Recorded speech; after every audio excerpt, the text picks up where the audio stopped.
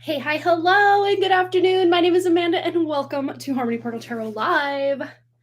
Happy Friday. I'm putting on my socks. I'm like, oh my gosh, I gotta get out of the shower. I had to stop my other work at 10:20, hopped in the shower, did the whole, hair routine thing. Just trying to make it here right on time, and I made it here right on time. I am feeling better. Thank you so much for asking, Anna. Yeah, just this migraine and just general, not feeling it on Wednesday. So my apologies for having to skip the live stream on Wednesday, but like I said in the little comment, I would much rather show up fully ready to, hang out and serve and do all the things. So yeah, I feel so much better about that than just giving you guys a half-assed live stream. You know what I mean? You know what I mean?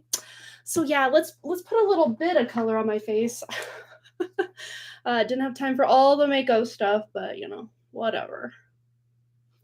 You guys don't care about all that anyway, so it's cool. But there, that looks a little bit better.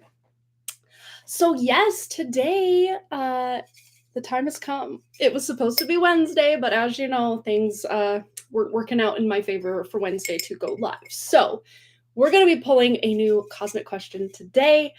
We're going to give everybody a few minutes to check on in. Looks like we have a few people here, but if you feel so inclined to say hi or whatever in the comments, I'll shout you out as we do. Put my shoes on. Only reason I do this is because my feet are cold pretty much all the time. Even in the summer. Yeah. All right, squeaky office chair. Here we go. So, and of course, in addition to the cosmic question, I'm also going to be taking your guys' personal questions by donation.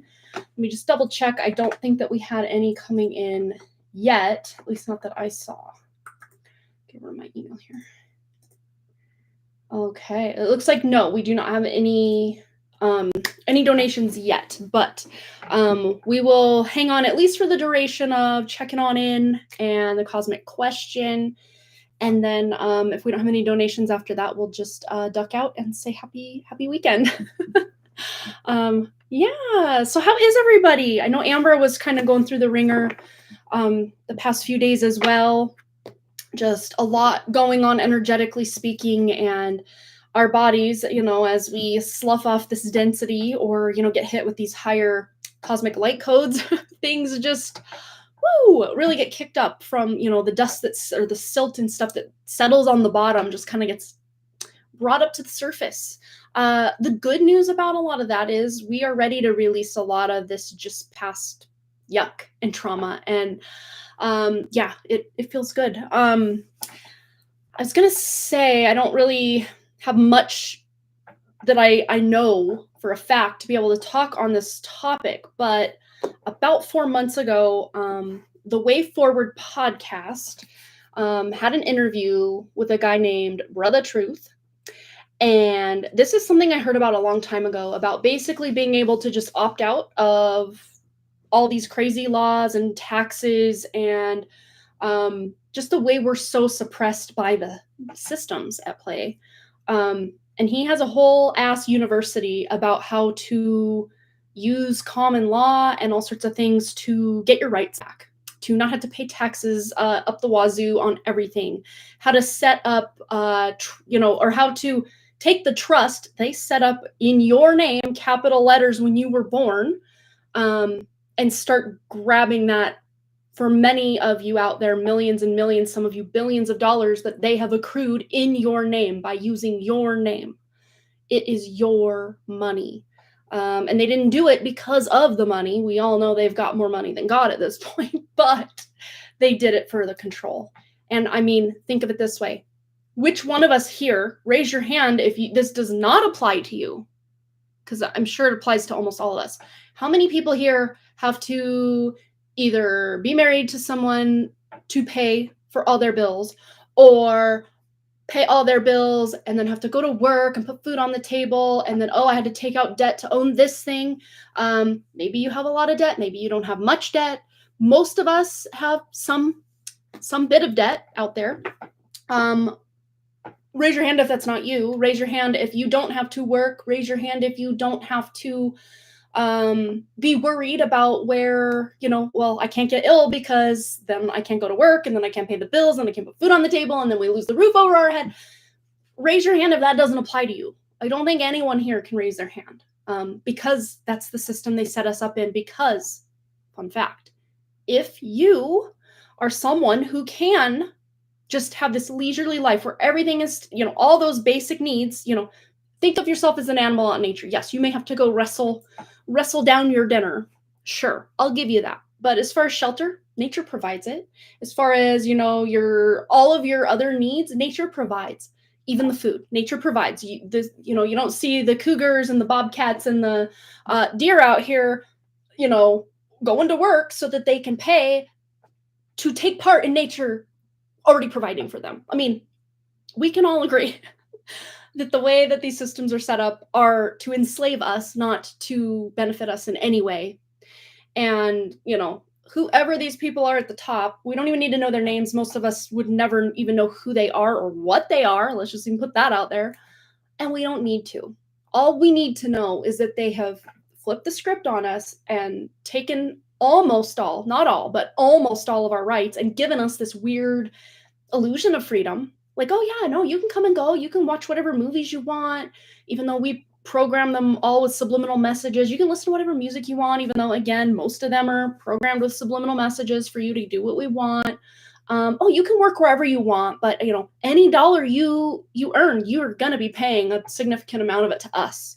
And then, yeah, so the illusion of choice, I guess, is there, but you're really given a very locked down illusion of choice.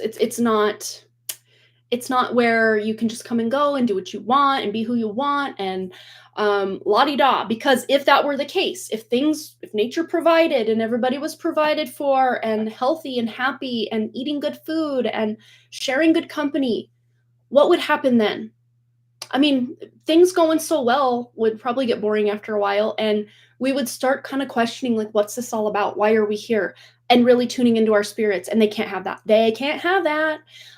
Although I will say that one of the kind of natural side effects of the system that they do have in place is that just deep dark night of the soul that so many people find themselves in from time to time will also catalyze the waking up, the searching for more, questioning. So really, they have, in a way, done us a service, but they've taken everything. They've taken everything. And given us this illusion that, oh no, you're free, it's fine, you can do whatever you want under these parameters. But anyway, long boring story short, to let you know, and it's a long one, y'all. It's a long one. You may have to condense it, or not condense, break it up into multiple viewings. It's like over 3 hours long, but it's The Way Forward podcast channel here on YouTube, and Brother Truth. He even speaks on how a lot of our melanated brothers and sisters here in the US and a lot of the islands in South America were not brought over as slaves on ships. They actually originated here. And that's something that I learned quite a while ago. But that, again, there's this cognitive dissonance. I mean, a lot of times we call them African Americans when maybe some of their roots are actually more Native American, right? Not African American. So, I mean, just some food for thought. Go check out the Way Forward podcast with Brother Truth, or just Google on the YouTube search bar, Brother Truth. He's got quite a few different podcasts he's been a part of at this point. This is just one more little thing that I've discovered that, of course, you guys know me. Any little bit of truth or nugget of wisdom or something that's lighting me up, I always like to share it with you guys. If it doesn't resonate, that's fine. But if it does, I mean, this could be game-changing. It could be life-changing. I know deep down, every time I have to pay, taxes on the little bit of money that I make, it feels wrong.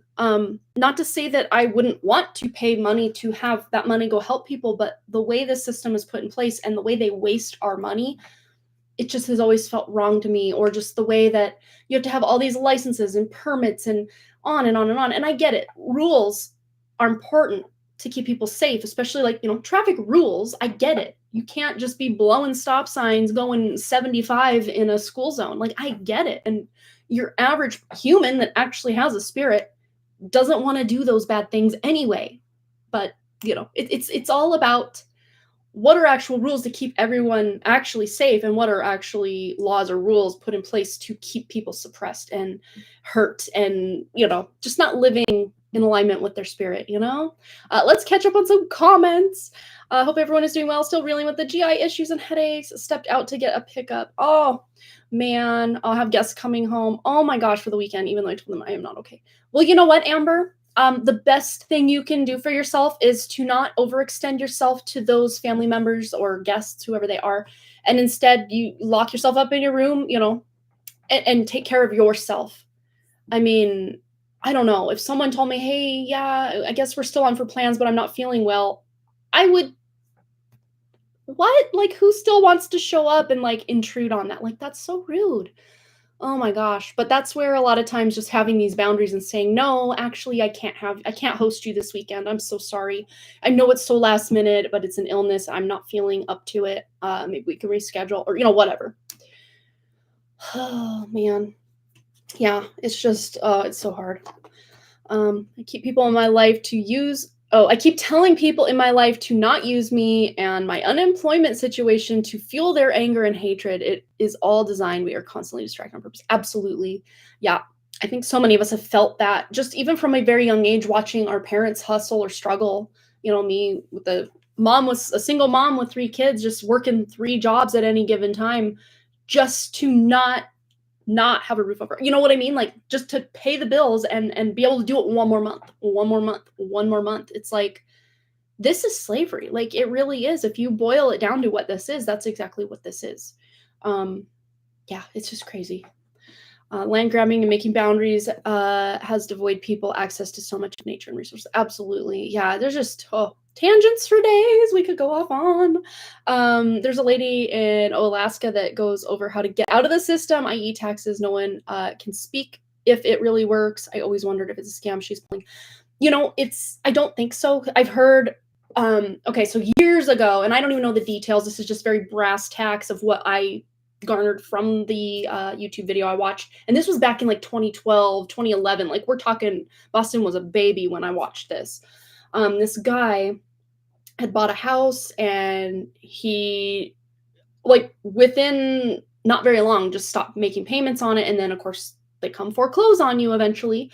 And he basically took them to court and used the Bill of Rights and the Constitution and his natural God-given rights, using the laws that they put on those God-given rights, and actually got to keep the house. Not only that, but they had to pay him a bunch of, I don't know if it's interest or what, that they accrued by being the bank being the title holder on the property he signed for or something, but also using your social security number, using your all caps on your birth certificate. And it's not you acting. That's where, again, I'm just spewing out words. I don't know that this is exactly true, but to my understanding, you can't act as the all caps Amanda Sue Kiefer that is on your birth certificate or, whatever your name is.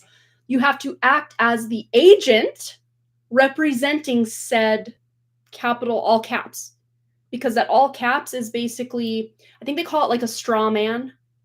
It's not a real entity or a real person, but they try to force you into this straw man personhood, citizen as they call them, to then be able to put these Roman laws on you and all these other things and make you legally bound to certain things. But no, there are ways around it. If you know the laws and the rules set up for just a natural or sovereign or, just a person who is, instead of living in, say Texas or something, you would say, I am domiciling in the territory of Texas, or, however you would.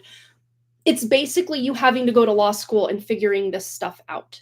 But Brother Truth has a whole university. Basically, I mean, it's not an official university, but it's like a big, like an academy where he teaches you the ins and the outs from start until, I don't even know if it's finished because there are new things being uncovered every day as to how they've suppressed us or taken our rights away.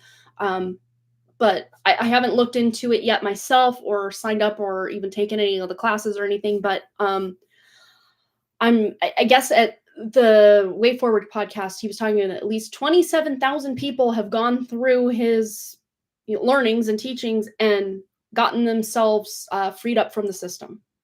And by the system, I mean, the taxes and the this and the that. And yes, you're still kind of piggybacking or leapfrogging on the rules, but you're living in your own private heaven within this hell realm matrix, basically, is how he presents this. And I mean, he was saying in the Way Forward podcast that, after like the fourth or fifth car that he acquired by going, because he would go with no money of his own, go get a car, a Lamborghini or something.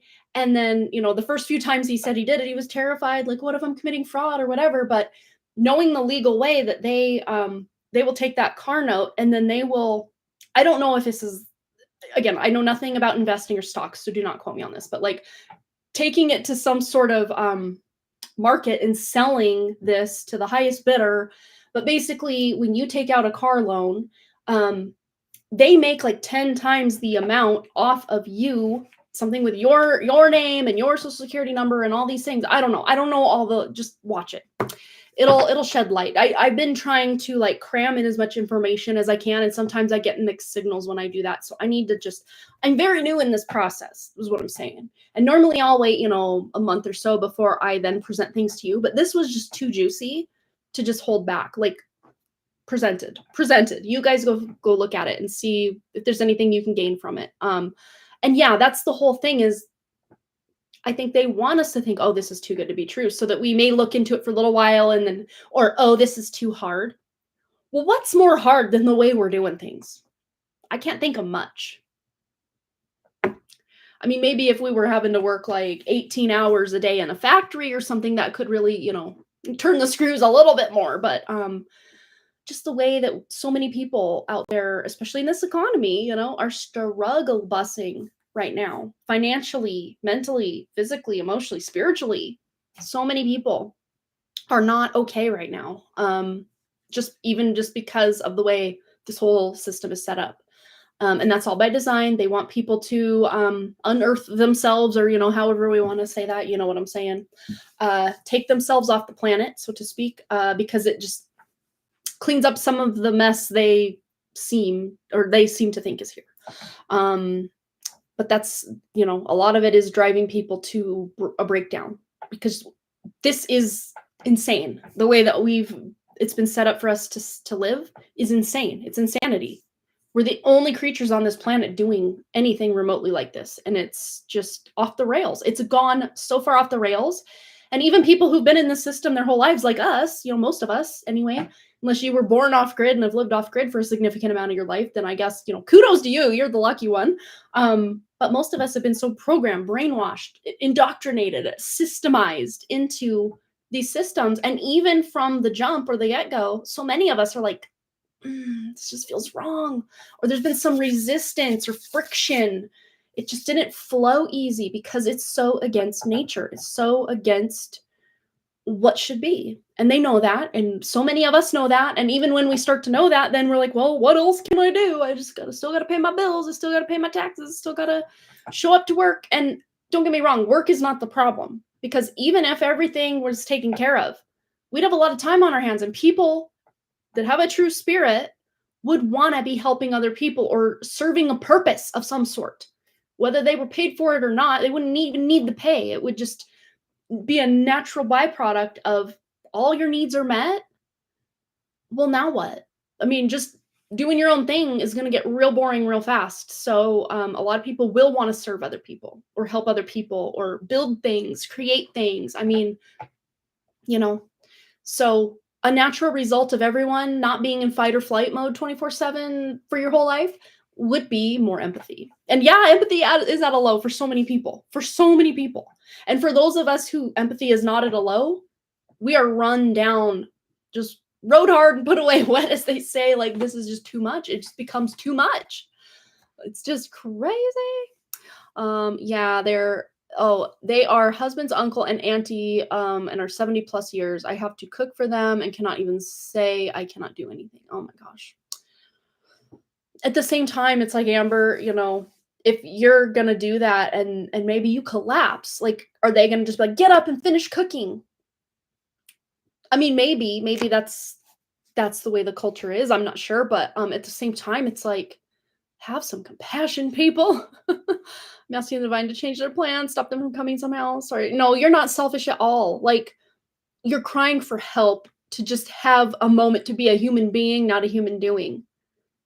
That should be your basic right as a human, and it's being infringed upon. And of course, I'm sure if you did the right thing for you and took care of yourself and just relaxed, rested, didn't cook for everybody, didn't try to have to be that hospitable hostess, you'd be mocked or laughed at or talked about, or, oh gosh, that's your wife. I'm so sorry. Like, people don't get it. And people will only judge from that very limited lens of what they create who you are to be to them. It's like, ah. Yeah, well, hopefully that gets rerouted and you won't have to deal with that. That would be awesome. Hi, LP, welcome. Yeah, working double is hard for half the results. And not even half at this point. It's more like a tenth of the results. Yeah, and deep emptiness. Human connection is a low, empathy is a low, peace is a low. Absolutely. Yeah, that's what it feels like out here for sure. Well, now that I've soapboxed for a minute, at least you guys know where you can go look up some of this information. So let's count. I just want to count how many of these cosmic questions we have. We have 1, 2, 3, 4, 5, 6, 7, 8, 9. Okay, so I think just so we can keep moving, I will just pull one today, and then the next time we do a cosmic question, we'll put 2 more in. Because I'll pull one out today, that'll be 8 questions in the jar, and then we'll get 2 new ones next time. And then boom. Oh, you want to donate before cosmic question? Go ahead. Yeah, we'll do that first. Absolutely. And then we'll pull our cosmic question here shortly after Amber's donation. So let me get a quick drink of water. It looks like we only have a handful of people here today. It's funny because I kind of felt going into today, I'm like, I don't think there's gonna be that many people here. I just had a feeling. It's so funny. Sometimes you feel that, and then the other days I'm like, I think there's gonna be quite a few people here, and we have like 12 people. And for me, yes, that's quite a few people because normally we have anywhere from 4 to about maybe 8 or 9, maybe. Sometimes we'll have as many as like 15, 16 if we're doing a free 1 card pull, and then it kind of dips down when we get into people's donations. But yeah.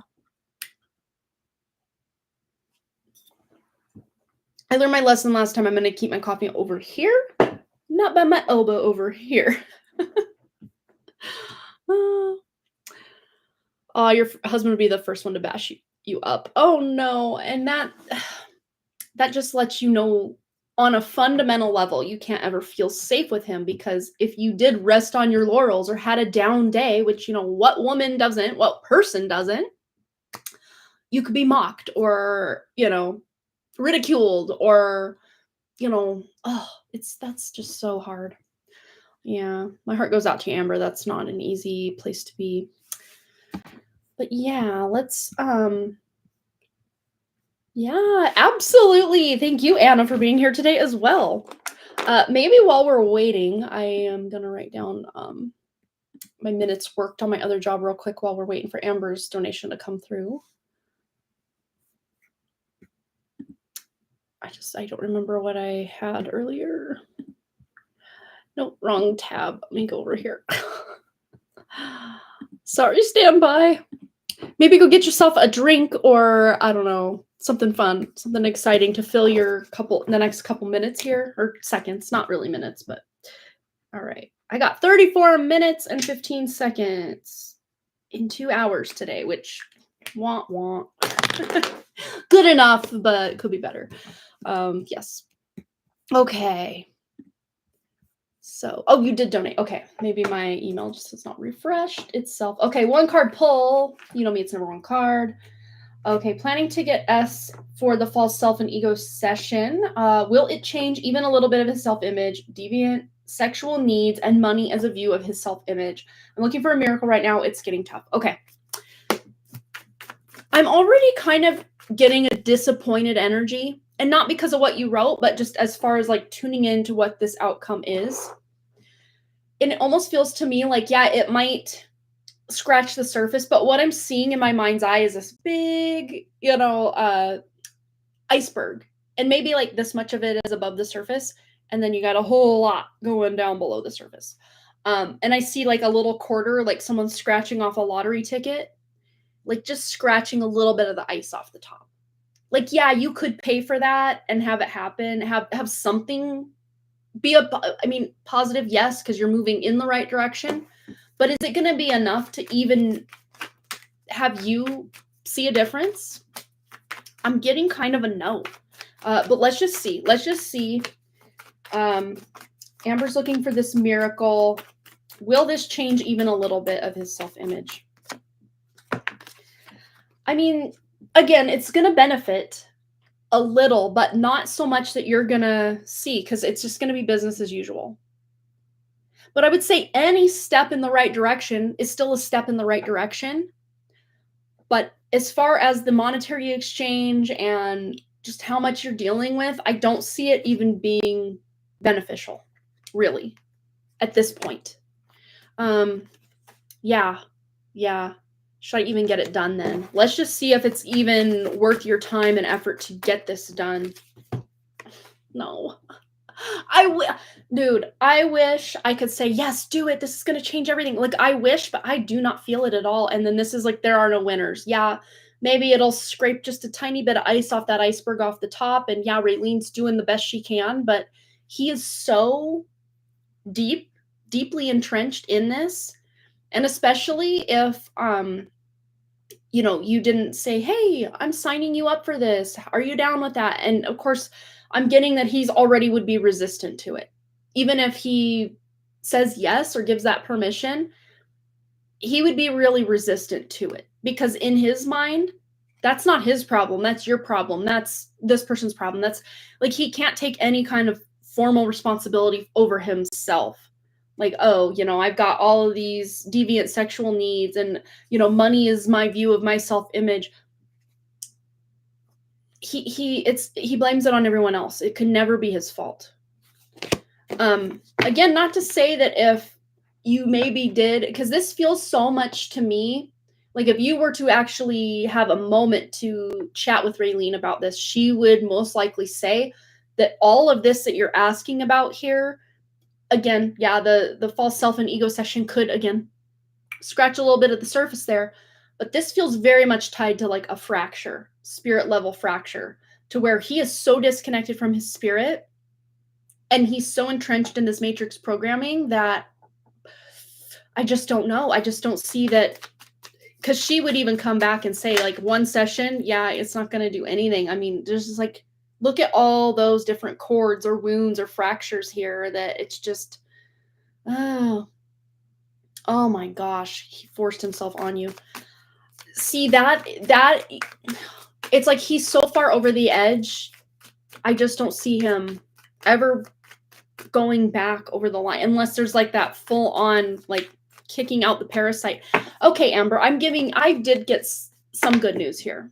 So maybe this session won't work, but I do see there are entities corded into his, of course, root chakra, sacral chakra especially, and even up into the solar plexus, really where that ego shines bright, corded into those 3 lower chakras that you have the power and potential to wipe out, because I see they're also connected to you. I almost see it as this like black gooey spaghetti weaving, like just so entrenched and encorded between you and his energy that you can remove that from your energy, and heal, bring your spirit into heal where those cords and roots were within your field. And then but before you do that, call all of your power back through those cords. Call it all back to you first. That's something that I used to not do, but since I personally started doing that before removing cords, game changer. Like, it works so much better. You're bringing a lot of the energy that maybe not all of it, obviously, because they've used some of it or done stuff with some of it, but call as much of your power back through those cords as you can before you do all the removal stuff. But you have the skills, ability to do this on your own without having to pay Raylene to do this, just to take the edge off. I'm not saying this is going to change everything and he's going to be this self-actualized person. No.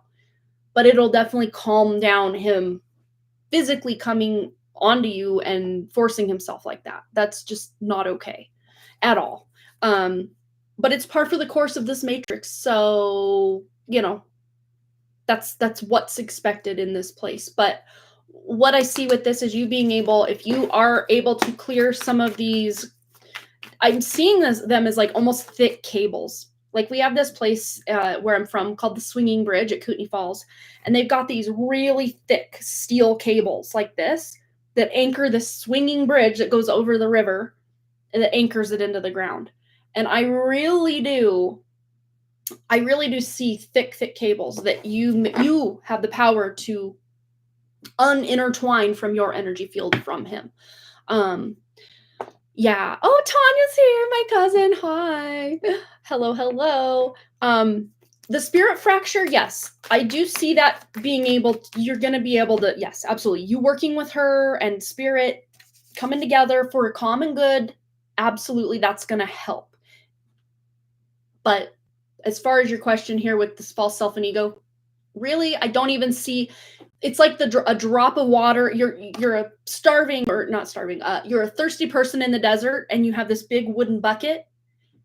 This would be like one tiny drop in the bucket, to where by the time you got that bucket up to try to get that drop, it just kind of, what's the word? Just kind of seeps into the wood. It just kind of nothing was accomplished. Yeah. So yeah, when I did hypnosis entity removal for others, make sure to get his true authentic spirit's permission. Yeah, absolutely. And it'll be more successful. And you can even ask his true spirit, higher self, whatever you want to call that, part of him that was once there, may have completely left the building at this point. But Amber, that's for you to tune in and just see what's going on here. But even asking that original spirit, because it still has some resonance within the body, even if it completely left the building, asking that original true spirit of your husband to come in and assist you. Absolutely. Yeah. Great suggestion, Anna. Absolutely. That'll help. That is where Laner learned how to swear. Don't go on a windy day. Oh yeah, the swinging bridge is no joke. The bridge they had, I know they posted a picture of it in the newspaper a while back, the original bridge. You can pay me $1 billion to walk across that thing. That looked teetery and scary as heck. But the new one, even on windy days, the newer version of the bridge they put in, I want to say is probably about 10 years now that they replaced that bridge. And the bridge that was there, like when I was in school and back when I was a kid, was a little scary, a little bit. But yeah, the newest one, much better. I feel it's not coming up for anything. It makes me more angry. I'll do this on recording. I feel it feels daunting though. Just, yeah, that's the thing. He just feels so far gone. It just feels so sticky, so toxic. So I don't know. Just what I see in my mind's eye is like that guy at the end of Candyland named Gloppy. Although I get a very cute, fun, positive vibe from Gloppy. I like Gloppy. Especially the 90s version of Candyland. If you know, you know, he's cute. But I'm seeing a more sinister version of that with black goo all over. As where is the person under all this goo? Hard to find. Just so hard to find. Oh, you were talking about the higher self of him. Yeah. Well, you know what?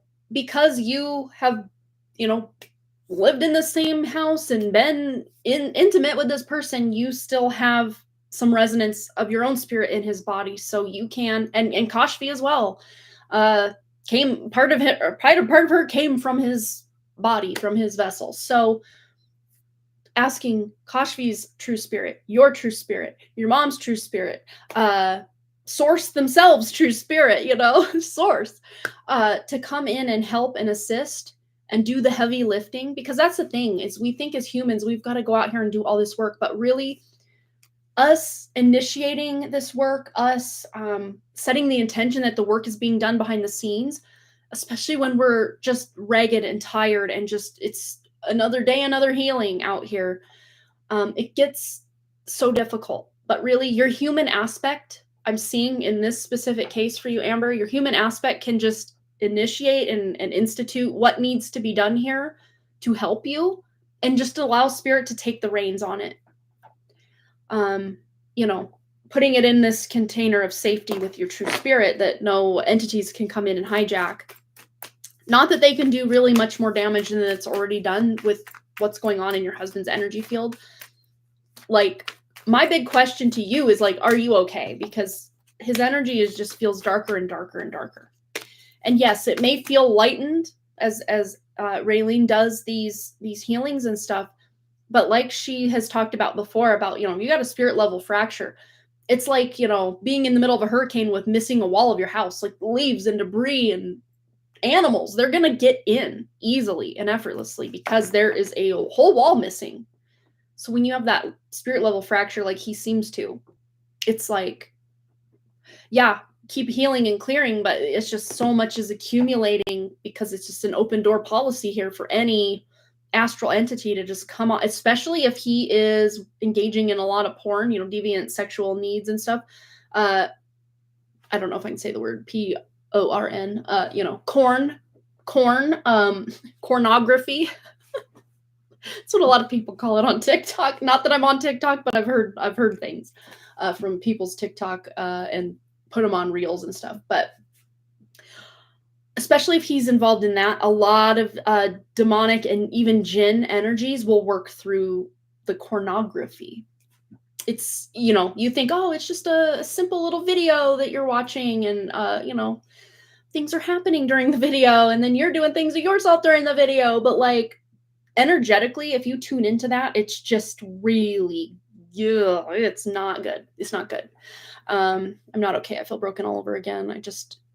I was just going on for my daughter. I don't know what to do. Will I survive till August? I don't know. Oh my gosh.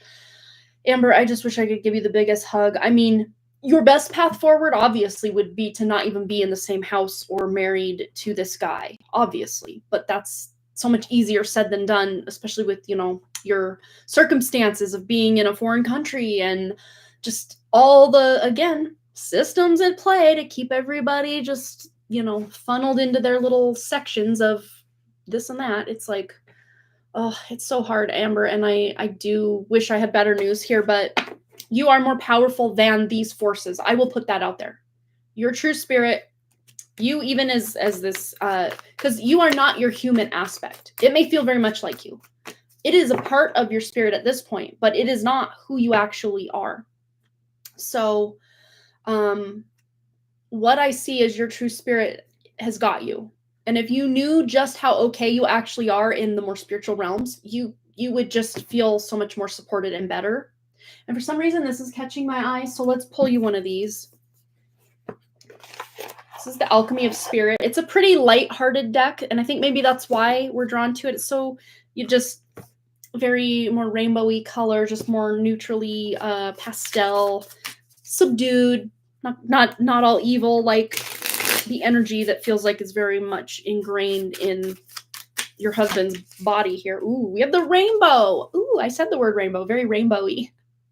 And the rainbow, it's like a promise of a better day, right? And the number 45 is a 9, which is the end of a cycle. So something is ending here. Let's tune in. The number 45. And I love this book even. I got this from my mother-in-law for Christmas. Per my request, she asked me for a list and I put a couple decks that I thought would be fun on the list. This was one of them. So she got me this and I thought it was so cool. 45. Okay. The rainbow, sign of bliss and serenity, which almost feels like the exact opposite of that like hell that you feel like you found yourself in right now. But it said, the wound is the place where the light enters you. Rumi.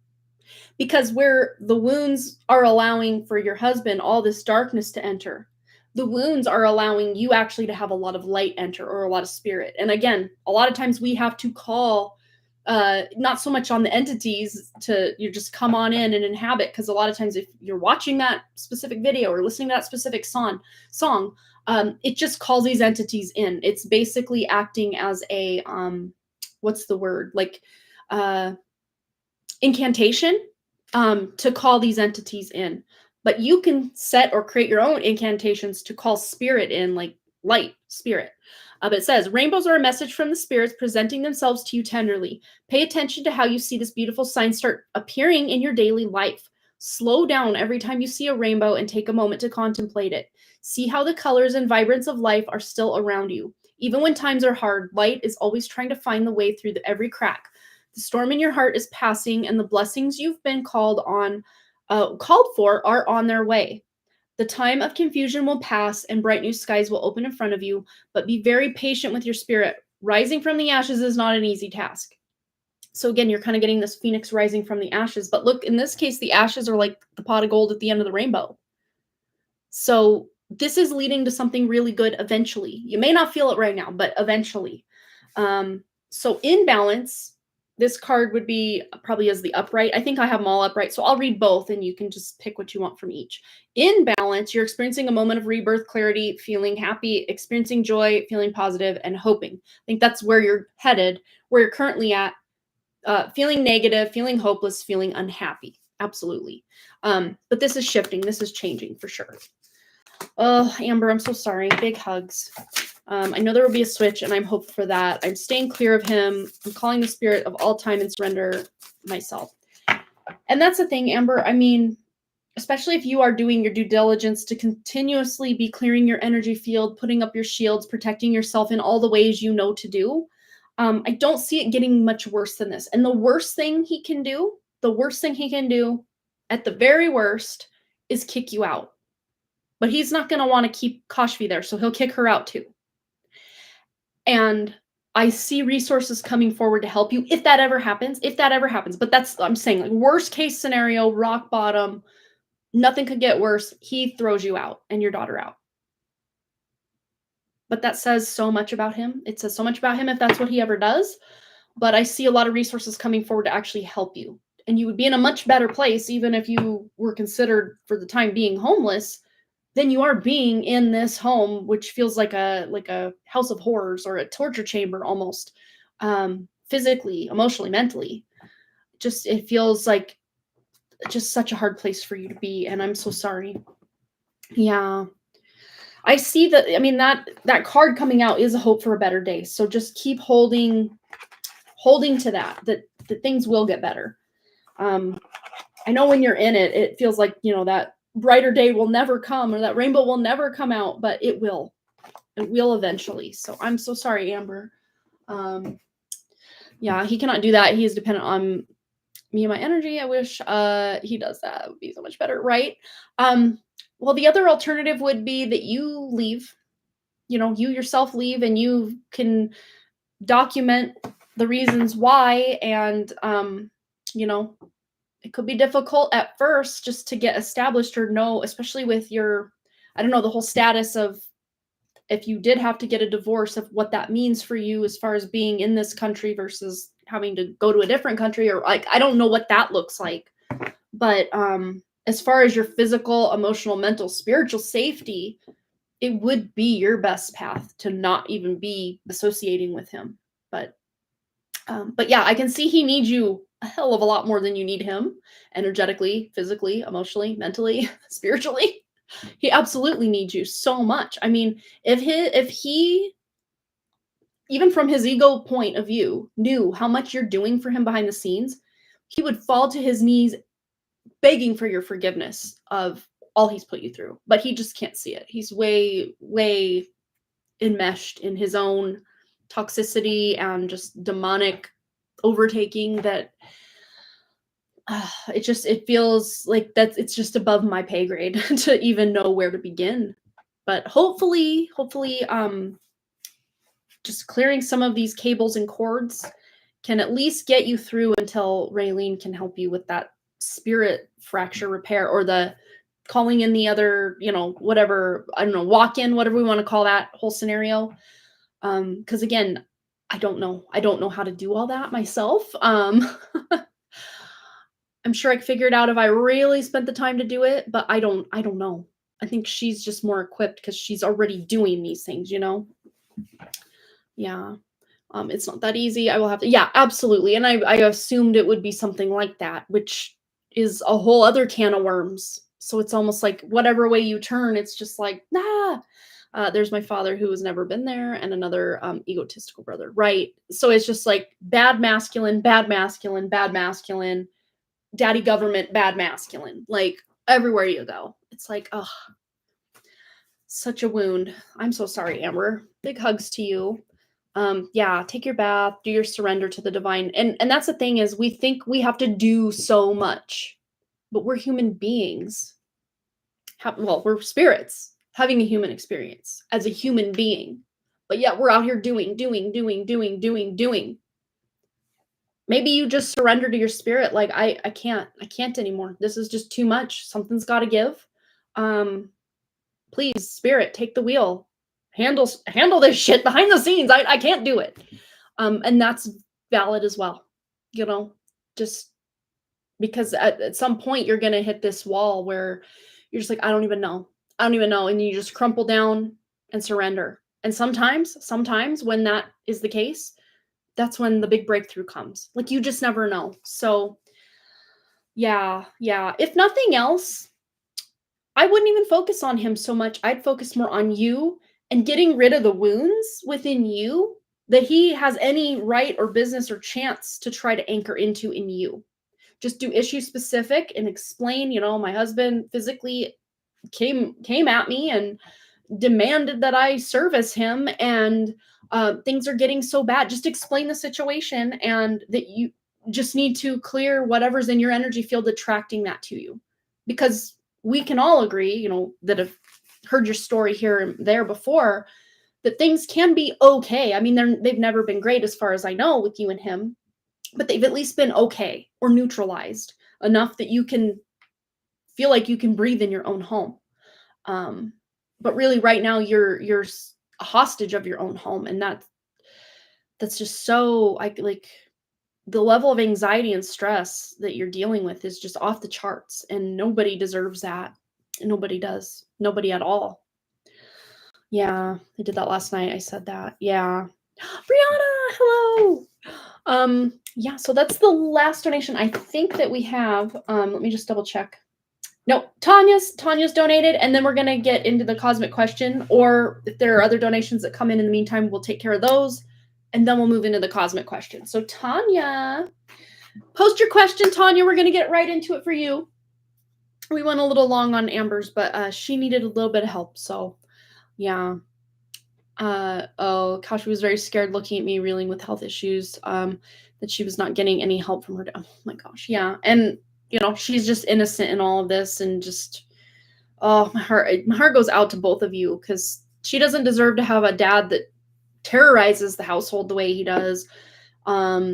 She doesn't deserve a mom that has to feel like she has to fight every second of her life in her own home. Like it's not fair to you, for one, and it's not fair to her. And I'm just saying right now, Amber, you're doing the best you can, and she knows that. She absolutely knows that. That doesn't maybe take the pain away, knowing that this is even beyond your control, what's going on here. But she'll never look at you like, you should have done more. No, she understands on a deep level that you're doing everything you can. So big hugs to you. All right, Tanya. Why am I struggling to attract and sign my ideal clients? What's holding me back from growing my business, building the right team, and achieving my professional and personal goals? Okay. I'm already hearing it comes back to you. I mean, everything we attract in life, it always comes back to us. Some limiting belief somewhere in there, or not feeling worthy, not feeling good enough, or we're feeling good enough and we're feeling worthy in certain ways, but then in other ways that may seem completely unrelated, it's cropping up in our business, or, whatever, our ability to make money. But let's just see for you, Tanya, what specifically within your energy field is the struggle here. What is this? Okay. So this is like younger energy. We've got two knights here. But look, they're trying to move in opposite directions. So it's almost like part of you does fear success in a way, but also part of you fears failure. So it's almost like you're giving mixed signals potentially to the universe that, yes, I do want that big client, but oh my gosh, if I get that big client, I'm going to be working 60-hour weeks again. I'm going to be doing this. I'm going to be doing that. And you almost fear that success.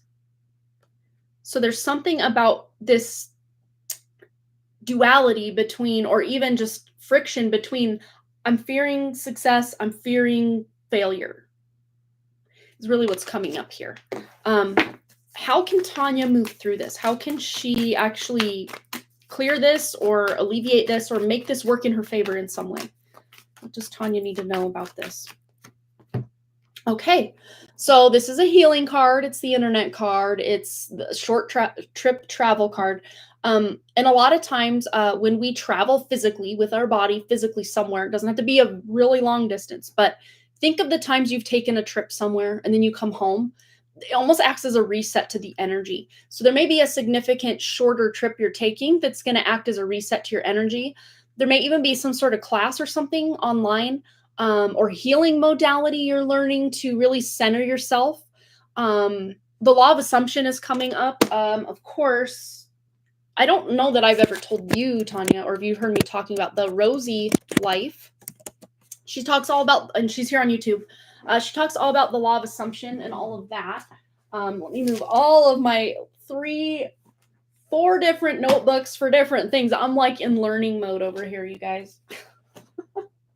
But this book is really helpful. It's all of Neville Goddard's 14 books talking about law of assumption. This has helped me reframe certain things in my life. Of course, the thing that I didn't realize when I first started these whole, I am God, so like I create the reality, act from the end, or the wish fulfilled, act from the wish fulfilled, and then work your way back. The thing I didn't take into account is just the level of deep subconscious programming that I have, that you have, that most of us have. And even though many of us have been working year after year after year to slough off these limiting beliefs, slough off just forgetting who we are as these gods on earth, pretending to be these little peons that have to pay taxes all the time, or whatever. Just remembering who you are on a cellular level. Like we can get it on an intellectual level, maybe even an emotional level, but on a like spirit level, remembering who you are. You're not just this human bumbling around out here, forgetting this and that and whatever. No, you're God. You forgot you were God. Like that's, it all boils down to this, but there may be something you're learning that's going to help you start moving in the direction of the wish fulfilled. And right as I said that, I saw that on the back of the deck, the 9 of Cups, wish fulfilled. So you have absolutely the power here, Tanya, to make this happen. How is she making this happen? How is she going to make this happen where she's getting those ideal clients? She's growing the business. She's building the right team. She's achieving that professional and personal goal, all the personal and professional goals she has. Yeah, she should listen to your reading from the other day. That was powerful. And it was such a collective message for all of us. I think I even need to go back and, oh, you did add a timestamp. Thank you for that. Yeah, I think it might have been, was that last Friday or last Wednesday? I can't remember now at this point. But it was powerful. Yeah. But how Tanya can do this is literally to connect to your spirit. This is bridging the gap from spirit down to earth. Look at that. Oh, it was Wednesday. Okay, so it was a week and a half ago. I think I'm doing my math correctly.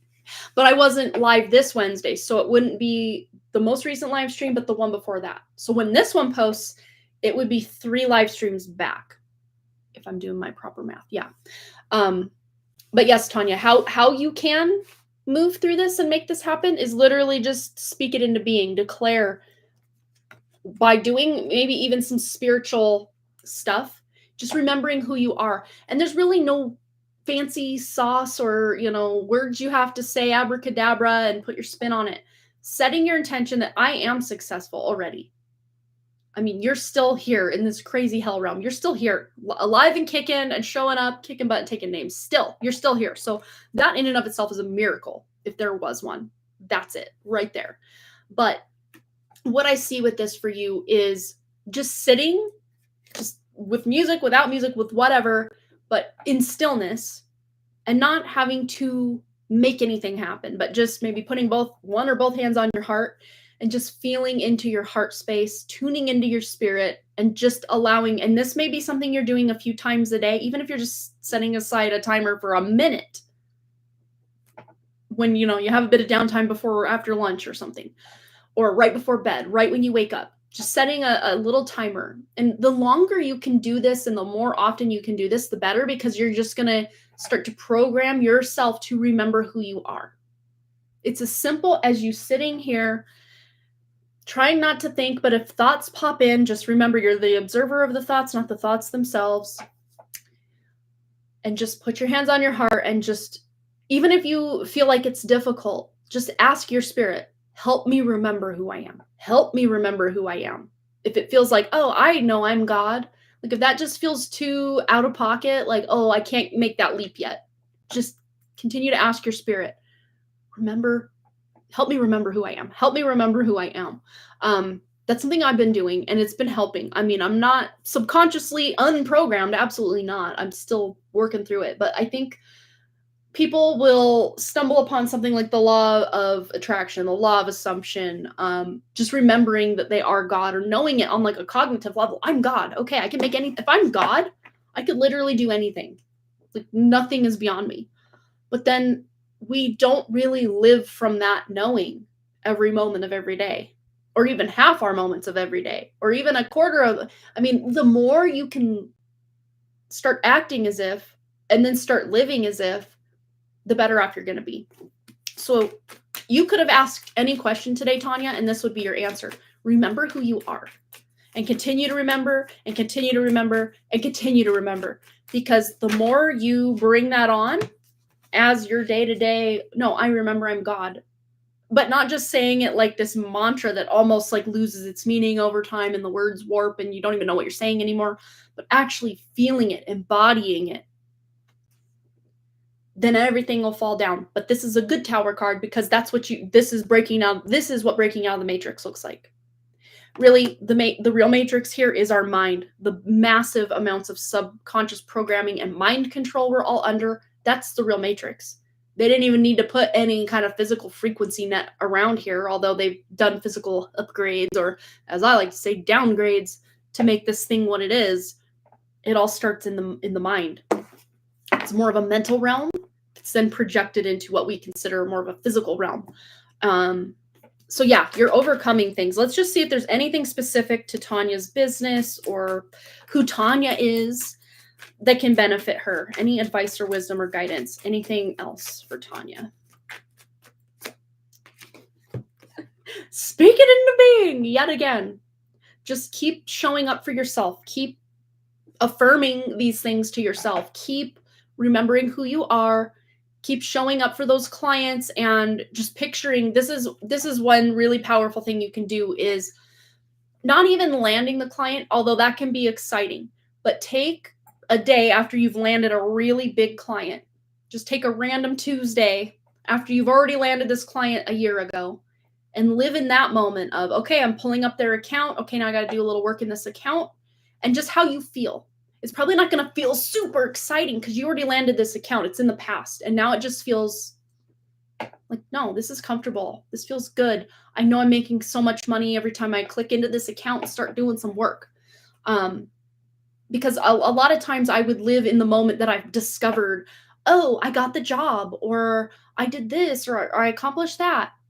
But instead, I'm taking kind of a more mundane moment after the thing happened and kind of living from that moment, because that seems energetically easier to put myself into how I would feel, after you got the job, just an example. Oh, I got my dream job.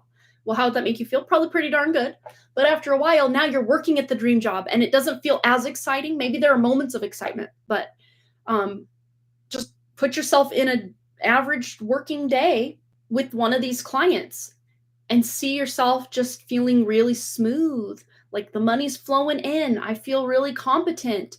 I just got a funny email from, the client, and I just love working with this client, stuff like that. Tune into the more mundane aspects of what this would feel like if that was your reality. And just, even if you kind of run the same 30-second little movie in your head every day or every other day or whenever it is that it occurs to you to think about getting that dream client or that dream client or what that might look like. Even if you don't know all the details, you don't have to. Just feeling into this little movie reel of, 10 to 30 seconds. It doesn't even have to be that long, but just putting yourself into feeling it, because that will help you materialize it in your 3D reality. And it's bound to happen. The more you work at this, it's bound to happen. But also, the real heavy lifting, the real work you're doing is almost nothing. Meaning, just putting your hands on your heart, just giving yourself time to feel into your spirit, feel into your heart, feel into the fact that you are God, you are the universe, and remembering who you are. But that it's easy to do and it's easy not to do. So the more you incorporate that as like part of your spiritual, rituals or spiritual hygiene, that can maybe be just as important as grounding, centering, and shielding your energy from others, whatever that looks like for you. It can just be a little part of your spiritual practice. Yes, the universe is pushing me that way. Be offboarding less than ideal clients for me. It makes me reel into imposter and incompetence, though. Oh, that's the thing, Tanya. You are more than competent to handle any dream client you have. More than competent already. There's nothing else you need to learn or do or say or become. If you want to take more classes or learn more, ways to organize things in your business or ways to communicate, whatever you're intuitively led to do it just for your own, peace of mind or whatever. But you already have all the tools. That's the beautiful thing with the magician on the back here, is you already have all the tools you need. And you can ask your spirit for help or any other spiritual helpers for help in finding these clients or bringing them to you somehow. So yeah, just doing these little things that really add up to big things, like, taking 1 minute out of your morning to just sit with your spirit and remember who you are. But you do that 365 days in a row. That's 365 times you tapped into your spirit that you didn't have last year. Or say you're doing this at 3 different times a day. You times that by 365. You're the accountant here, not me. What's the math on that? That's almost 1,000 plus times that you've tuned into your spirit that you wouldn't have otherwise. And the more, this is the thing I'm learning, the more you can tune into your spirit, the more your spirit can inhabit your body and actually make things happen for you, and the more connection you have and feel. Just like any other thing we want to attain in this life, we have to practice, we have to show up, we have to make things happen. Although it feels almost like more of a non-action than an action, but it's easy to do and it's easy not to do. So take your pick. Which one do you want? Because you can make this happen. And it's not so much as having to go out and find these clients. Like, these clients will somehow find you. If you're in alignment with knowing you are God, you are spirit, and this is the reality you want to create for yourself as this business, as an accountant, pulling in these high top dollar clients that feel like soulmates to you, then your wish is my command. Your wish is your command. My wish is my command. You're basically saying, this is what I order, universe, and I expect it to be delivered. And then there it is. But yeah, the more you can make that normal for you, just living in this reality where that's already your reality, the more you're going to pull it to you. So yay, Tanya, you can do it. Yeah, imposter and incompetence. Oh, I'm still there in so many ways. Imposter syndrome is real, but you got to know this. This is one thing. People who are crazy never question if they're crazy, and people who are actually, qualified never question if they're qualified. It's always these other people who are actually not qualified who just walk in like they own the place, even though they're not qualified. But a lot of times people like that are handed those qualifications because they act as if. So it's a weird little catch-22 that we get ourselves in. But when you can just already say, no, if I am God, which I am, and you are, and we all are, I already am everything. I already created everything. I can already experience everything. So let me just step into that timeline where this is already reality. My work here is done. Like, if we knew how easy it was and we could get out of our own programming, it would just be like that. It'd be that easy. But yeah, we live in this realm where manifestation takes a minute. And this is something I've said a lot. I don't know if you've heard me say this though, Tanya. That 99% of reality, we can't taste it, we can't touch it, we can't hear it, we can't smell it, we can't see it. I think I hit all the 5 senses. It almost doesn't exist to us because we can't have a sense of it. Well, the less than 1% of reality is what you're looking around at right now. But I guarantee you, you look around your room right now, Tanya, it's a manifestation of your past, 100%. Even the coffee you made this morning, I know you don't drink coffee, but the chai latte that you made this morning is a piece of your past. Even if you have a little bit left, the second you drink it, it's in the past. So 3D reality is not a good barometer of what's actually on its way at all. It's not our actual reality. It's a manifestation of a past reality. We'll give it that. But 3D almost is null and void as far as what true reality is. So keep that in your back pocket. Yeah. All right. Well, let's just double check our donation list, and then we're going to get into Cosmic Question or the next donation, which it is Cosmic Question time. Oh, let's kick my garbage can. Okay. So I'm going to timestamp this one and hopefully get a thumbnail and all of that made for everybody that wants to watch this later. 105.52. We're drawing the CC. Cosmic CQ, not CC. CQ. God. Love you. You're so welcome, Tanya. All right, Cosmic Question time. And like I said earlier, if you were not here when I said it earlier, we're just gonna not call for the questions today in the chat. We have 9 questions in here. When I pull it out, we'll have 8. Then the next time we do Cosmic Questions, I'll kind of ask for you, my viewers, to add 2 new Cosmic Questions that I will then write down and put in the jar to bring us back up to 10. Then we'll pull a new one. That'll bring us back down to 9. I like to keep it anywhere between 8 and 10 questions at all times so we don't get this overflowing jar, just to keep it so we kind of have an idea of what's in here. So anywho, I digress. Let's get into it. We're drawing, and here it is. What's it gonna be? Okay, the Cosmic Question for today is submitted by Amber. How can people with organic inner spark fractals, how can people with true organic inner spark fractals do to remove this poverty, lack of abundance impacting them in their life? Change the story completely. Okay, so we're gonna kind of ask this because there's kind of a couple questions here. But how can people that have that are not NPCs, basically, that still have that true spark of life, spark of God, who are God themselves, the people out here walking around as God, how can those people remove the poverty and lack of abundance that are impacting them in their life? How can we do this? Well, I think we kind of just did a crash course on this with Tanya's question. If you guys want to scroll back and listen to Tanya's question, we really touched on that in a lot of ways, but let's just see, for those that only want to listen to this portion, there's the speak it into being. Yeah, this is really about owning who you are, remembering who you are, because you can't act as God in this universe if you forgot you were God in this universe or in this realm, whatever 3D reality we're currently in.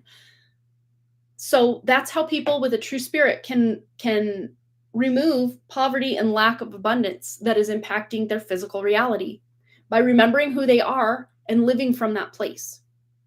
And we talked about this in Tanya's question. It's simple, but it's not easy. It's simple to maybe on a cognitive level kind of grasp, okay, I'm God, or at least a part of God. I'm a fractal of God. And this is where the cult leaders got it wrong. They thought they were the only God living on earth. No. If you can remember that you're God like a cult leader, but then also remember their God, that tree's God, that dog's God, the sky's God, everything's God. Unless it's not God, and then it's an illusion and it doesn't even actually exist. Which, let that blow your mind, because, it feels so real in this 3D duality matrix here. So if it's not actually God, it's not real. It doesn't exist. But, do we feel the pain of it? Do we feel the hurt of it? Do we go through the ringer with it, even though it doesn't exist? Yes, we do. Because we are that powerful as gods to make it as real as we physically and humanly possibly can make it in the 3D reality. That's what's crazy. But if you can create almost this hell realm as God, instead of blaming it on this person, that person, that person, that person, that person, if we're all God, then you had a hand in creating that. Just let that sink in. Because if we're all God, we're all God, right? So, and if it's not from God, it doesn't exist, so it's not real, so we don't even need to pay attention to it. But we have been programmed and brainwashed into this matrix system to have to pay attention to all this bad news. Why do you think they feed it to us constantly and remind us constantly of all the pain going on in the world? Because when you remember who you are, you can just let it all dissolve. So that lets most of us here know we maybe on some level understand or know we are God, but we haven't fully embodied it. And I guess what that would look like as you fully embodying the fact that you are God would look something like what Jesus's life looked like. Maybe minus the whole crucifixion thing, but just how he moved through the world, the miracles he performed, because he knew who he was, and a lot of other people knew who he was. Just, whether he was a real person or not, let's just leave that for another day. But just the parable, the allegories, all the stories about this potential archetype of Jesus, Yeshua, whatever we want to name him, he knew who he was, and that's how he was able to move through the world the way he did. So, to boil it down, the crux of how people with a true spirit from the original source creator can remove the poverty and lack of abundance that are impacting them in their lives. Remember who you are. But let's see if we can get any side knowledge or advice. Ooh, back of the deck. Unite your divine feminine and divine masculine energies, because these are so backwards, inside out, upside down, inverted in this matrix system. It's so not even funny. You got women out here living in their hyper masculine energy, even if they on paper look like a trad wife or whatever. The way the patriarchy, if we want to just put it down to what terms people understand here, the way the patriarchy has created, this very masculine provider energy versus the female who's, dependent on this provider energy. Even the female is really, even if she's very subdued and meek and mild and just, oh yes, whatever you say, doing everything, being basically submitting to this man that's like, even she's in her masculine energy because she is not fully sharing from her heart, from her spirit, her feelings about how the way her leader, her masculine leader here, is impacting her. So this lets you know, even if someone is operating in their quote unquote feminine energy or masculine energy, it's the distorted versions of these energies. So another way you can get out of this, poverty or lack of abundance that are impacting you in your life as a true spirit is to step back into your own divinity of your divine masculine and your divine feminine. And if you are someone who is born in a female body or embodying or identifying as a female in this life, if you're living most of your life, even in your divine masculine energy, you're still going to feel out of balance. So it's not about balancing 50-50, these feminine and masculine energies within yourself. No, it's more of an 80-20 rule is what's coming through. So if you're someone who's a female who wants to predominantly be in your feminine energy, your best bet is to be at least 80%, about 80% of your feminine energy, and then save that other 20% for, getting those clients or protecting yourself if you're walking alone to your car at night. Sometimes the most feminine females have to step into their masculine energy. And then it's going to be the same for those that are males out there, but different. So 80% of your energy is going to be put into your more masculine, going out there, providing, making those business deals, as we were saying, leading those in your life to do what's right. And then 20%, you're going to be in your more feminine energy, feeling your emotions, receiving that comfort or that nurturing from the people in your life, or, accepting, because, the masculine gives, the feminine receives. So if the masculine in the equation of maybe just say this made up couple that's married, he's out providing and doing all these things, But then he comes home and like downloads his whole day and complains and complains and complains onto the female who also out there working in her masculine energy and coming home. Complaining is more of a wounded feminine energy. Sharing how you feel about things that have happened, that's more divine divine feminine energy. But if he's out providing and she's out providing and then they come back, it's like almost like 50-50, 50-50. So it's about whatever you identify as, whatever you're born as, is kind of the blueprint that was set for you. For those that, out there that may be coming across this that don't identify as anyone or anything. But that's where you can kind of get into trouble if you're identifying as a cat or non-binary or something. And I'm not judging anyone. I'm just saying, if you are identifying as something other than a man or a woman, legally, you don't have any rights.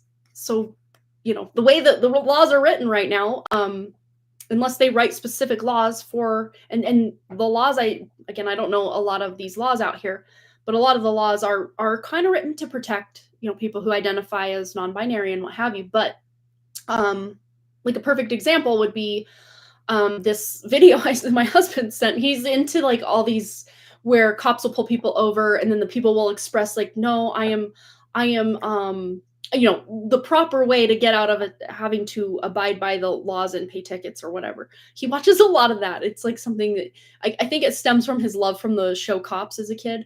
But he loves that. But there was one where the guy was identifying as a cat or a bobcat or something. And the cop basically told him, okay, well, I'm going to have to call animal control. I'm going to have to basically treating him as if he's a cat trying to drive a car.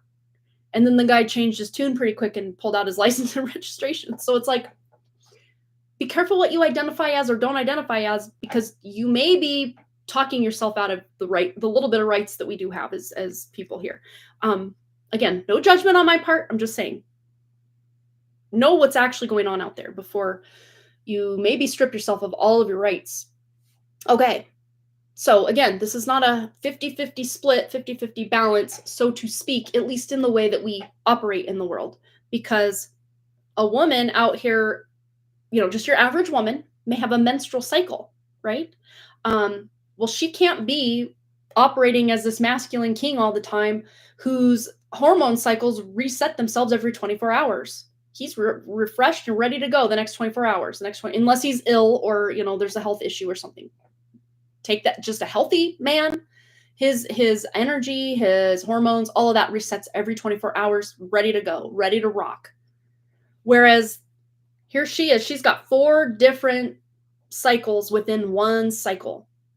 One where she can hit it hard, one where she does need to take it a little more easy, one where, maybe she's more emotional, one where she's also very super intuitive.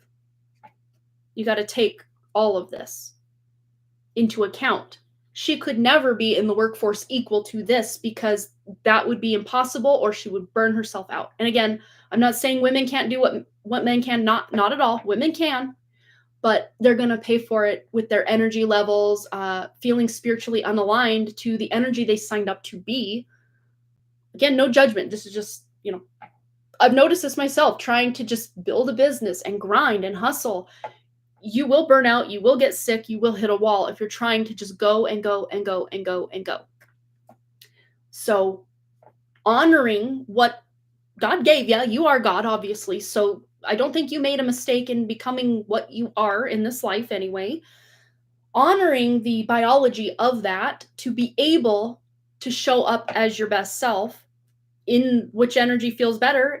For the woman, 80% feminine, 20% masculine. For the man, not 100% masculine, no, 80% masculine, 20% feminine. And that's a good balance.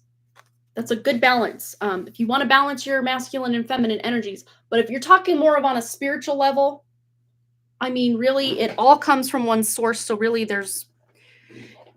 gender is kind of null and void. So it's kind of, I don't know, as we get up into the higher realms, like how does that even compute? But we don't need to know all that for this question, because we were asking about how people in this reality that are God can operate and, get rid of this poverty and lack of abundance that's impacting their life and actually step into abundance and knowing that they are God. Okay. So honoring what you're working with. Honoring the vessel you're working with is going to be really big here. Let's just see anything else that needs to come through. We've pulled 2 cards and we've really gone on this question, but let's just see anything else that needs to come through in how true spirits, people that are that fractal of God, can remove just that lack of abundance in their life. These are both about moving forward. I just heard acting as if, so this might be a fake it till you make it, which I kind of hate that, because as God, you don't have to fake anything. You already are anything and everything you could ever wish to be. You already are that. So start embodying that. Start going in the direction of that. They're both travel cards. So maybe there's a significant trip or travel or place that your soul is longing for you to go. Being able to go there to have a respite, or to, maybe you're out doing things, whatever that looks like, can benefit. And we were it's funny, Tanya's question really does mirror this question in a lot of ways of, maybe there's a substantial trip that's being taken to act as this reset button to get you back in your alignment. So yeah. All right. And this really is about finally being able to move forward, getting out of the old patterns. And even if you don't know what that looks like, again, simple exercise that we tapped into for Tanya would just be as many times a day as you can fit in. It doesn't have to be more than 30 seconds to a minute, but it can be as long as you want. You can sit there and do it for an hour. These are your rules. You're God. You make your own rules. But the more you can do this, the better off you're going to be, because it's going to become normal to you. But this just came off the top of the deck and fell right into my lap. So yes, you already have the tools you need. Just start using them. Pick up the scissors, pick up the hammer, pick up the paintbrush, whatever it is, and start wielding those tools that you already have.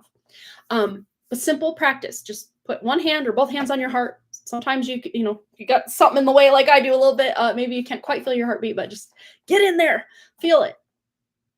Just kind of feel that heart beating. That is God moving through you. You are God. This is just putting you back in touch with your true spirit. The spirit that animates this body, the spirit that makes the wind blow and the trees grow, and hey, that rhymed. The dogs bark, whatever. So tune in. If thoughts are coming up, that's okay. You are the observer of the thoughts, not so much the thoughts themselves, obviously. So just observe and let them pass by like clouds. And then if you do catch yourself distracted, like I do, ADHD up in here, constantly mentally distracted, and I almost think is like, did I pick like a lifetime where I would have to play it on hard mode with all of these thoughts, just Gemini moon, Gemini north node, conjunct my moon, all the time. Even I can tune in, and sometimes, not all the time, but sometimes I can get into a deep enough meditative state to where those thoughts just disappear. I alchemize them into remembering. It's pretty rare, but I can do it. I can do it.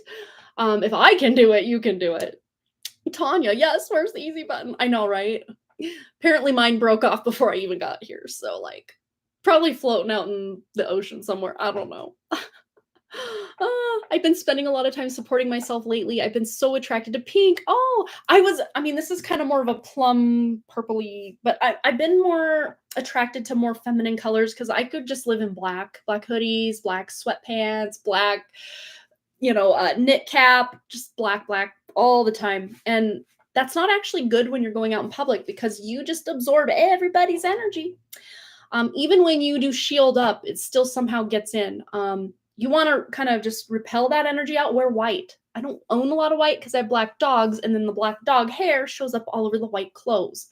And I also have 2 boys that are, almost 14 and 10. So they're dirty a lot of the time. So I don't wear a lot of white. We don't have a lot of white, but maybe I should just invest in some white shirts to wear out and about, and just keep them separate from the rest of the laundry so they don't get all the dirty socks washed with them and stuff like that.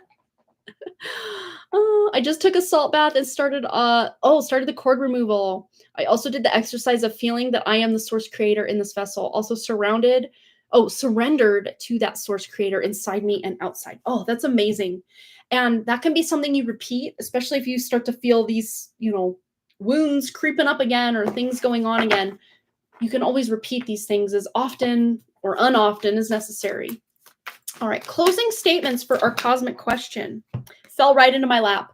patience. And I just heard also give yourself grace, because it's not going to be easy to just go overnight to completely unprogram yourself from this lack or poverty mentality that a lot of us were born into or grew up in. And we're programmed with, if you actually look at birth charts, a lot of us, even when we do earn big sums of money, somehow we lose it. Not all of us, but some people. There are those other people that are really lucky out there that they'll get all these big sums of money, invest it, and make those big sums of money, huge sums of money. I don't know that I have that skill built into my birth chart, but it would be nice. So yes, have some patience, give yourself some grace as you move from that lack and poverty to abundance. And that's the thing too. What was I gonna say? I just had it and then it went right out my window. It's coming back. I almost felt it. Almost felt it. It was important too. But this is how the Matrix likes to play. Oh yeah, that's it. Gotcha, Matrix. You thought you got me. No, you didn't. So we got to be programmed with something. That's like having a computer and having no programs or applications on the computer. It doesn't do anything. It's just there. So if you have a lot of programs installed that are hijacking all the things you want to do in your life, or they go against what you want to be doing in life, you got to kind of go in and uninstall those programs. But you can't just uninstall. You have to reinstall, re-brainwash, reprogram yourself with things that are going to benefit you. Because yes, there is such thing as positive brainwashing. You can brainwash yourself into positivity by cutting out looking at the negativity out there, or having you may even find that there are certain people in your life, my grandma, Tanya's grandma, our grandma was one of them, that maybe part of the time you would talk to her, especially if little babies were involved, she'd be happy and she'd laugh and she would, oh, look at that, oh God, she would be so fun to be around. But I would say probably 90% of my experience with her, especially after teenage through adulthood, she would just harp on all the negative things that were going on in her life, or that sister-in-law said, or her daughter-in-law did, or her brothers across the street not talking to her. And it was the same story you heard the last time and the last time and the last, like she could just never get over it. So it's about maybe at time, like I had to during my whole awakening thing, I had to step back. I love my grandma. Like when I was a little kid, she was my best friend. And I know when Tanya was a little kid, she was also Tanya's best friend. Like grandma loved her some Tanya and some Mandy. She loved us. But it was then when we grew up that she loves the little ones even more. She just loves the little kids and the babies. She loves the little kids. Yes, where's my easy button? I know. I wish there was an easy button for life. But that's the thing, is we can continue to show up even though we know these people are just kind of gonna spew the same negativity, or I'm gonna turn the news on, it's gonna be something bad, another plane crash, another this bad thing, that bad thing. Or we can take our conscious choice and decide to step back from some of these connections, or news, or things we're consuming, maybe the bad food and the seed oils we're eating. We know it's not good for us, but yet, oh, it tastes so good.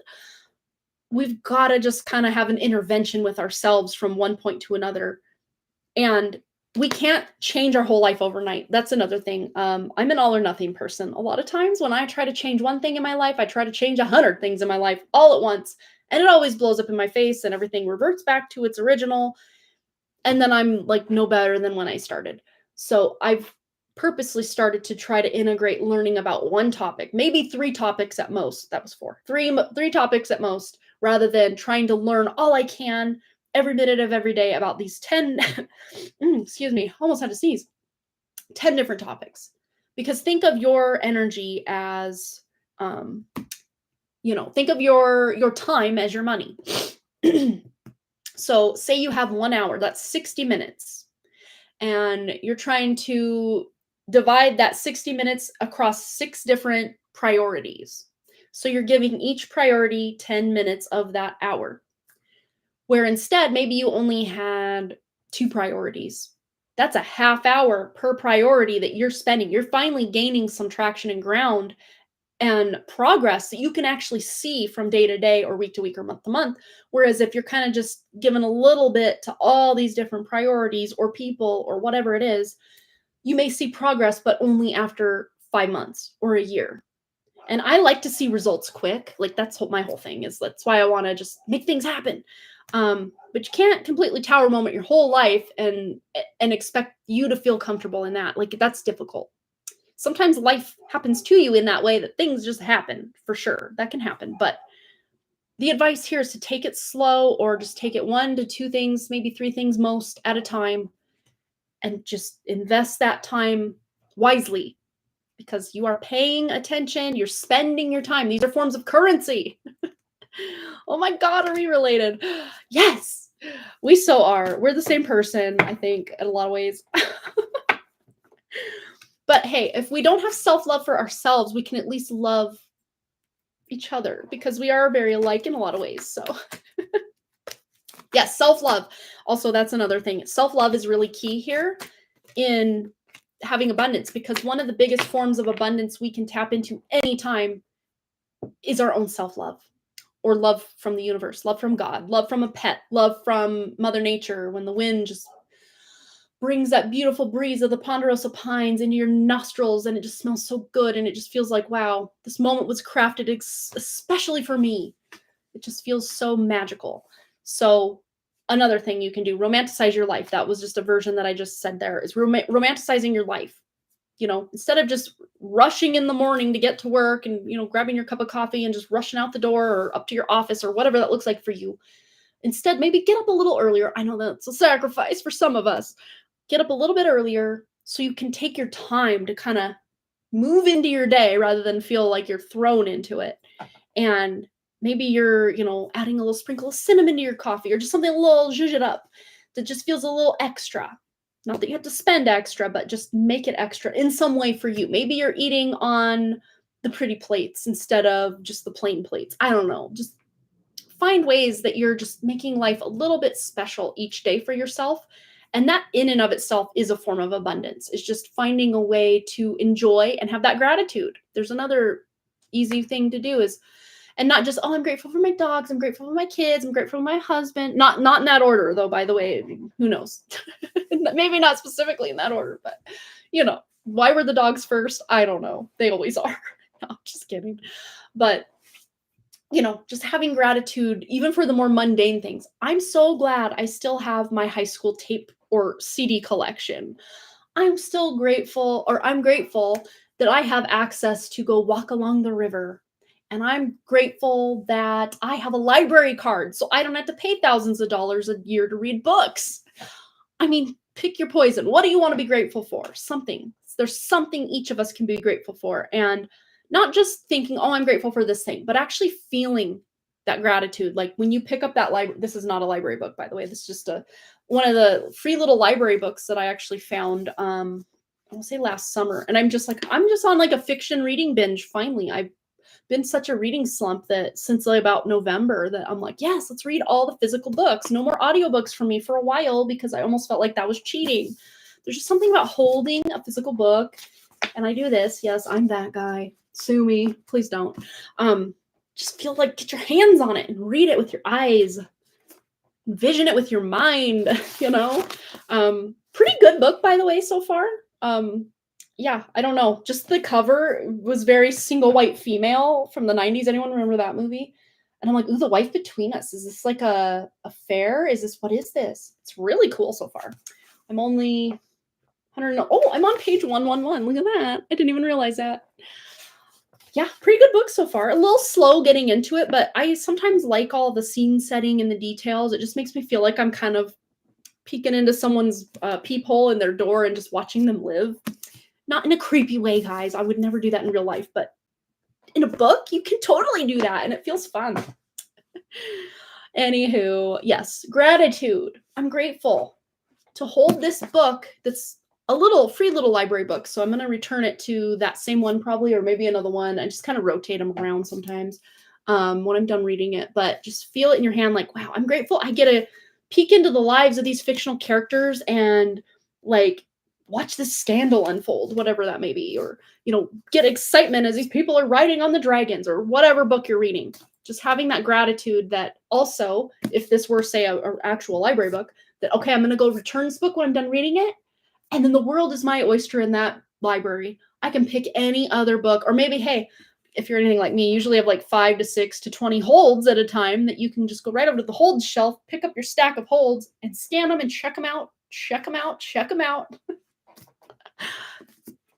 Coming home with a big canvas bag full of books from the library is my favorite thing in life. Well, maybe not the favorite thing, but like it brings me joy. So find whatever that is for you and bump it up, turn it up a few notches in your life, and that will put you in an abundance mindset.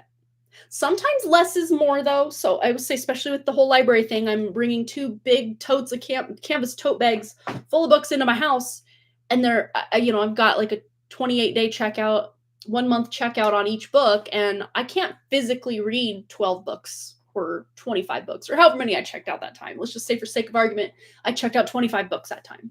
I can't physically read all of those books by the time they have to return. And some of them, yes, will have a hold on it, so you'll have to return it.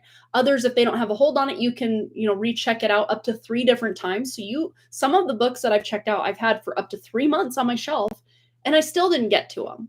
So it's like sometimes less is more. Really consolidate, like, what is it I really want to read about or learn about right now, and only get maybe those 3 or 4 books that are really going to hit the spot for you. And then say, hey, maybe when you're kind of rounding out the end of that 3rd book, heading into your last 4th book you have checked out, you can then go place holds for a couple more. That to me feels more doable. Or you can just shop the shelf of unread books that you already have. Like, I have a lot of that going on as well. And I've been shopping my shelf because, again, like I said, I picked this up from a free little library this summer. And the 2 books I read before this, the fiction books I read before this, were just shopping my shelves, just trying to either read it or get rid of it, and maybe both. If it's a book I'm just like, oh my God, I brought a tear to my eye, I'm going to read this again. Usually I'll keep that, but that is super rare. For fiction. Nonfiction books like self-help and spiritual, I keep a lot of those just because I'm like, ooh, I want to reference back to this. So I keep a lot of that. But as far as like fiction, unless it's like a 5-star, oh my God, 10 out of 10, chef's kiss, would read 400 more times, I usually will pass it on. Unless it's like, I have a couple AuthorTube books that maybe weren't that for me, but, just supporting the AuthorTube community. And I like the cover of it, so I kept it, something like that. I have maybe, in my whole collection of books, maybe 5 books like that. That's it. But I got a lot of unread books that I've accumulated. Even just, let me just show you this stack. I'm going to just take the top of this stack because it's a big one. It's a big one. These are recent thrift store finds. And yes, you can take a screenshot and read through those spines if you feel so inclined. Lots of goodies here. A lot of spiritual stuff and what have you. Ooh, here's a good one. Here's a couple good ones. How far am I through this one? I'm on page 51. No, that's an old dog ear. I know I made it at least through all of this. I'm not quite done with this, but I'm partway into it. It's not even a big book. I'm at least past page 82 of 150 some page book. Let's see. Yeah, 149 pages. So I should probably put that up here so I can finish that sometime instead of being in the middle of this big stack of books. But anyway, yes, find something you're joyful about and be joyful about it. Even if it's just in your own head, that still counts. All right, love me a good book. I buy tons of Kindle books because I can read them without my glasses, but I miss holding a real book. Oh, yeah, that's the nice thing about that would be you can zoom in and have it bigger print. See, I don't like reading on a screen if I can help it. I read all of Sarah Cannon's Shadow Demons saga on Kindle Unlimited, or not Kindle Unlimited, but the Kindle app on my phone. And I read her Disappearance of Vanessa Shaw book on there. But say my whole life, I've read probably less than 30 ebooks on like Kindle or my phone. I don't have a Kindle.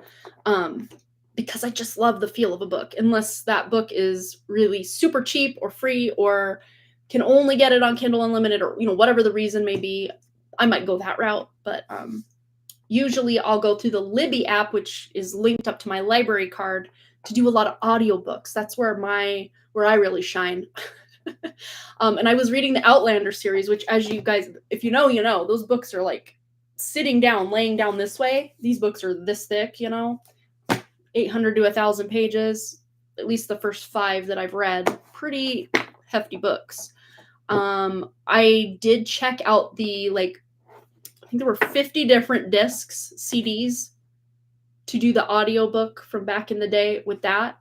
But then the problem is the lady that narrates it she's got a cool, English accent, which is nice, but she talks so slowly that I can read 3 times faster than she can if I'm just reading the physical book. So I'm like, this isn't even, I don't know, I'm not enjoying it because she really does drag things on, and she takes really big pauses between speaking. And again, not that there's anything wrong with that, but I like to get the story going. Let's go.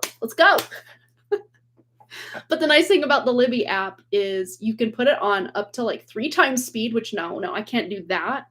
2 times I can do, but a lot of times I like to put it on about 1.25 to where it feels comfortable to read out loud if it were me reading it.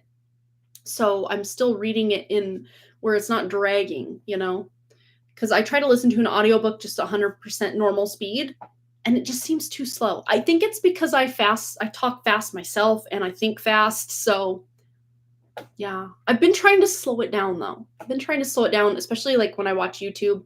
I've been watching a lot of things on 1.25 speed instead of 2 times speed, because let's be honest, I'll look at how long a video is. I'm like, oh, it's 50-minute video. Well, on 2 times speed, that's 25 minutes, whatever. So it's no. Just because I can get the information crammed in faster doesn't mean I need to do that. Especially if I want to actually grasp what's really being said. I'll slow it down. I think it's the ADHD in me, everybody. I really do. And I didn't even know that was a thing until probably 2016. I didn't know you could speed up the videos, but the second I learned about it, it was game over for just watching something in real time, unless it was something that had a lot of how they will move with the editing, they'll change what you're seeing every 3 seconds. A lot of that type of stuff, I will have to just watch real time, because you'll just miss all the stuff they're trying to present yeah. Yes, and then you wonder why people sound weird when you hear them at normal speed. You're like, why are you talking so slowly? No, it's just normal. It's just the normal talking speed, but yeah. And the more excited I get, the faster I talk. So I guess you can gauge my level of excitement by how fast I'm talking. It's so funny. Yeah, my husband, Ryan, he's like, are you even hearing what they're saying? I'm like, yeah, very well, thanks.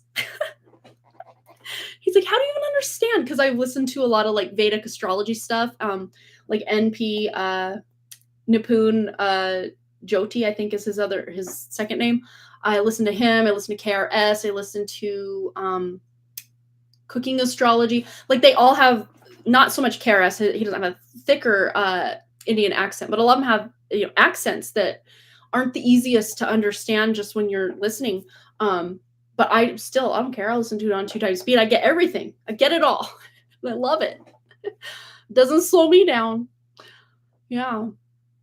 It's funny though, because wherever you're out in the world, you're like, no, that person has an accent. That person has an accent. I'm sure to someone I have a weird accent, which I think that's cool. I like that.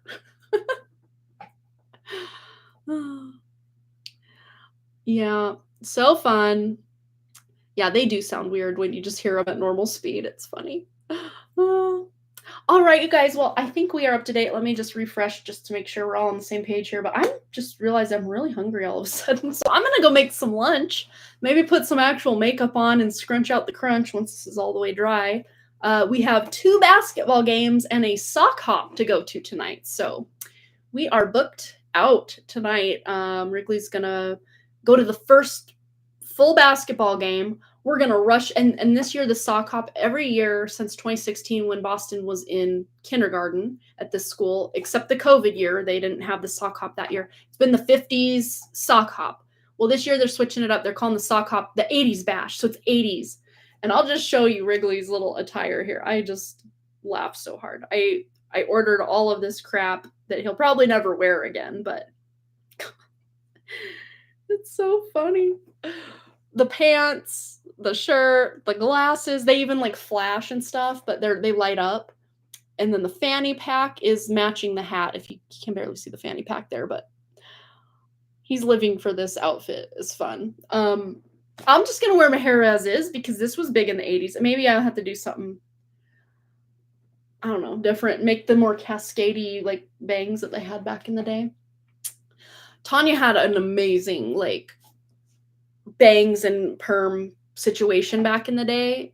And she was obviously always 8 years older than me. But when she was a teenager, I was just a little kid. But like, oh my gosh, I was always like, oh my God, I love her hair. She's so cool. I always want to be like Tanya. We love Tanya.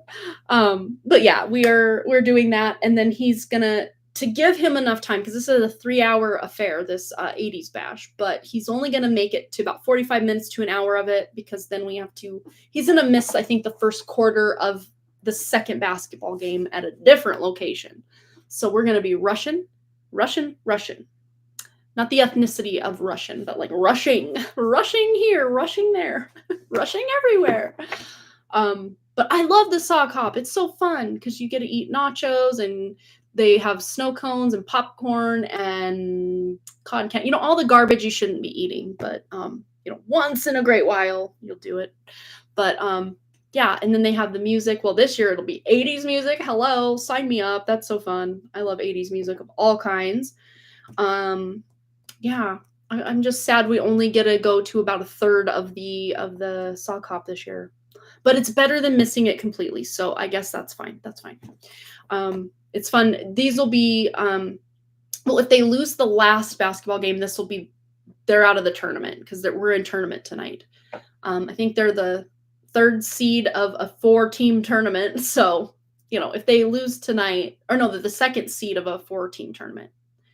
And no, it doesn't mean that we're that great of a team, but the team that's number 1 is a travel ball team. And I swear to God, they play like high school kids. They're so good. I don't know how they're so good. They're only 10 years old. Like, how are they that good? I don't know. And then there's a vast drop off to our team. And there's a team that's pretty even with ours that had to play that really good team to, place in the whole lineup. So they're now third. I would say probably we did beat them once. They beat us once. So we're kind of neck and neck. And then the orange team is way down here. So, I guess coming out middle of the pack isn't too bad. But a lot of the kids on Wrigley's team haven't ever played before. And they're doing pretty darn good for never having played basketball before. Wrigley's played since first grade. So that's when you were allowed to sign up for teams and play, first grade. So this is his 4th year playing. So yeah. Anyhow, I'm rambling now, but yeah, busy night tonight. It'll be fun. I'm just glad my migraine is gone so I can actually enjoy tonight rather than sulk through it feeling ill. But yeah, you guys have a happy, fun weekend. I will see you guys Wednesday if everything works out migraine wise. Wednesday, 6 p.m. Mountain Time. Fridays, 11 a.m. Mountain Time. That's kind of the lineup at least until April. Of course, the April may change depending on the baseball schedule, but the games usually start at 6 p.m., which is our normal time. And when that's the case, I will move the Wednesday night live stream to 11 a.m. Mountain Time. And it'll just be 11 a.m. Mountain Time Wednesdays and Fridays for baseball season, which lasts from April-ish to about mid-June.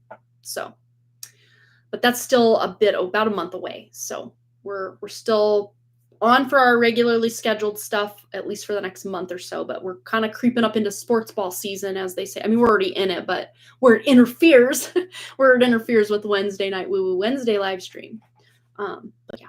All right, you guys, much love, peace. Thank you so much for all those likes, comments, shares, subscribes, and all the things. And I really, truly do hope to see each and every one of you right back here, Harmony Report Tarot Live next week. Again, Wednesday, 6 p.m. Mountain Time is our next live stream, at least hopefully all things go according to plan. We'll be here. So I will see you guys then. Peace, and I'll see you next time. All right, you guys, push end. Bye.